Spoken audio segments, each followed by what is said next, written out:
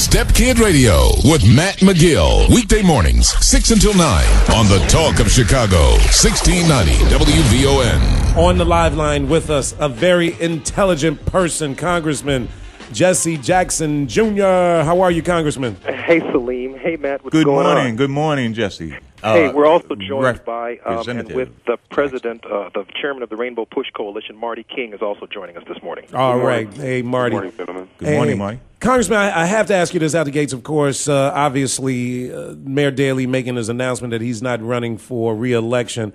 Number one, did that surprise you at all? Earlier in the show, I said everything that politicians do has a motive, a political motive to it. So I kind of speculated on why I thought he did it. But was this surprising to you at all that he decided right now not to run for re-election? You know, I was somewhat shocked. I think it took the entire political world by surprise. No one had any inkling. No one expected the mayor to make his announcement. I think we probably could have gotten some signal from Rahm Emanuel's very public declarations of his interest in the mayoralty of the city of Chicago in April as some indication that something was brewing. So, do you think he did this quick, this what some would say premature or at least early announcement to benefit the chances of Mr. Emanuel? Well, there's nothing left to speculation or chance in politics. That's one thing I've learned. Same thing Matt said earlier. Over the last 15 years. These are well-thought-out decisions. No one wakes up in the morning and decides they don't want to be mayor of Chicago, and no one wakes up in the morning and decides they do want to be mayor of Chicago. It just doesn't work that way. These are very, very expensive campaigns. They're very methodically planned. These decisions are carefully plotted out. You don't wake up tomorrow and decide you want to be president of the United States. You take 10 years and you plan to be president of the United States. And it includes the Iowa caucus, the New Hampshire primary. It includes a strategy in South Carolina. You think President Obama was making those plans early in his career? Well, I think it's impossible not to assume that you're thinking about the long-term prospects of your political future. All right. How much dollar amount, how much does it take to mount a mayoral campaign? Well, in 1983, when Mayor Harold Washington was approached by black leaders about running for mayor of Chicago, he told them he needed three things.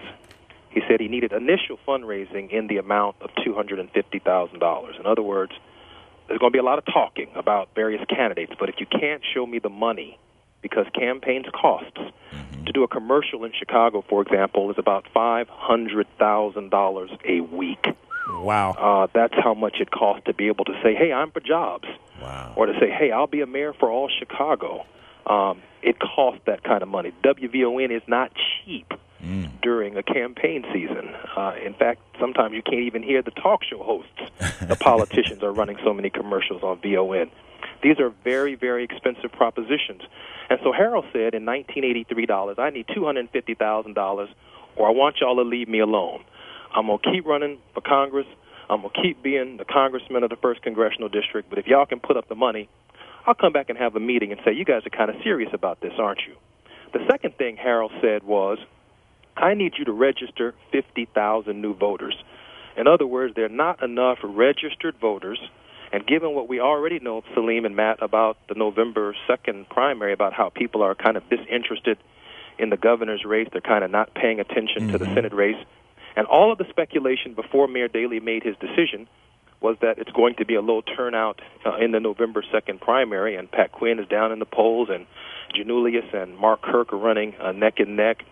All of the indication is that people aren't turning out to vote. So Harold's answer to that was, listen, I can't just rely on people who may or may not show up on November 2nd. He says, register me 50,000 new people I can talk to who will be inspired while everybody else is kind of sitting on the sidelines. And so we have to adjust those numbers for today's reality. And the third thing Harold said, which I think is really critical, he said, I need the latitude in my campaign to campaign in the white community and other parts of Chicago because the black community cannot win this campaign alone. And so, Salim, when I picked up the Tribune this morning and read an article that said City Clerk Miguel DeValier says he'll run for mayor, in the last two paragraphs, Duvalier says this. Duvalier said, the next mayor must stand for everyone and not just one segment of the community. And then he quotes, whomever is elected mayor of the city of Chicago has to represent every corner of the city, and the representation has to be quality representation in every corner of the city. A person in Chicago cannot get elected mayor if that person is perceived to favor one section of the city over another one, or one neighborhood over another. That's what Duvalier says in the paper this morning, which is what Harold Washington would have said. So he said, register my base, give me 50,000 new voters, allow me to talk to Latinos, allow me to wear green on St. Patrick's Day, allow me to go to Vladimir Polanski Day to talk to the Polish community, but keep doing the things in the churches and keep moving in the black community, but allow me to reach out beyond my base to register people and to win. And that was the formula for victory. I'd like to adjust, and I'm going to say this very quickly, and then allow Marty to say something on this. I'd like to adjust those numbers for today's reality, because in today's Tribune, there's another article that says, post-Daily Circus gets started early. And let me show you just how major this is, Salim, as a writer. You can appreciate this. One prominent Northwest Side committeeman who asked not to be identified said the measure of those candidates who are real and those who are seeking an ego boost can be measured in two numbers. He said 25,000 and 7 million. Though 12,500 signatures are needed for the February primary, politicians routinely get double the number of signatures in order to make the ballot. That means they need at least 50,000 signatures. As for the 7 million, the committeeman said, about 4 million would be needed to ensure a first or second place finish on February 22nd, followed by a campaign of about 3 million for the April runoff. I'm getting a lot of calls about having lunch. I've told them to call me back when they get signatures, and then we can start talking. So there's a lot of people, he says, who are going to be jockeying for office. And I want to close on this one little point right here. Do you think those figures are pretty much on target? Yeah, absolutely. In fact, let me show you what you're running against here. You're not running for Mayor Daley's seat. Mayor Daley's gone. You're not running against the ghost of Mayor Daley. Mayor Daley's gone. Let me tell you, as the article continues, who you're running against this morning. Robert Gibbs, the White House press secretary, told reporters aboard Air Force One that he expects Emanuel, quote, to take some time to think about what he wants to do with his future, unquote. But Axelrod, who previously served as Daley's political advisor, told ABC News that if Emanuel decided to leave the White House for a mayoral bid, quote, the president will support that decision, unquote. Now, that's in the paper this morning. Now, who is Rahm Emanuel? As a member of Congress, Rahm Emanuel was the chairman of the Democratic Congressional Campaign Committee.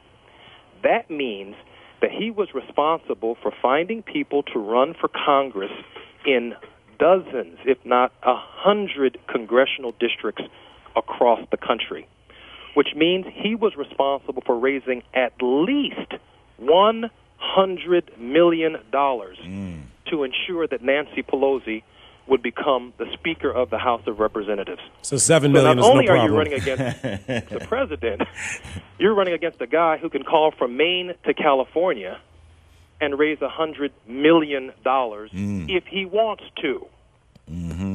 That's serious business. So the only way to overcome that is to register and to readjust Harold's numbers. You have to register about 150,000 new voters. You have to have about $5 million to run an effective campaign. And you have to be able to reach out to blacks and to whites and to Hispanics and to Polish people and to people of different walks of life and build a kind of coalition that can create one Chicago.